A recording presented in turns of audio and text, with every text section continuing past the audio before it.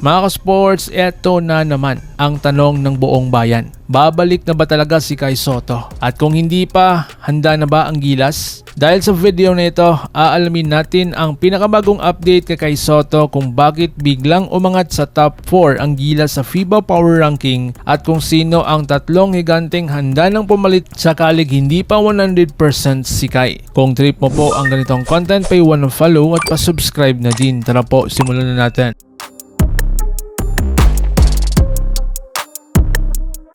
Mga sports, Gilas Pilipinas Power Ranking Explosion. Hindi biro ang ginawa ng Gilas Pilipinas sa first window ng FIBA World Cup Asian Qualifiers. Dahil mula ika-8 na pwesto, umakyat ang Gilas sa top 4 ng FIBA Power Ranking Volume 2. Ibig sabihin nito, hindi lang panalo, dominate talaga ang performance. Dahil nga tinalo ang Guam ng convincingly at ipinakita ang disiplina, depensa at sistema. At ngayon, kinikilala na ulit ang Gilas bilang legit contender sa Asia. So ngayon mga ka-sports, Kai Sotto, ano ba talaga ang totoo? Lumalabas ang balita na hindi raw makakasama si Kai Sotto sa 10 araw na training camp at hindi raw 100% ready. Pero ayon sa mga reliable sources, wala pa pong final na desisyon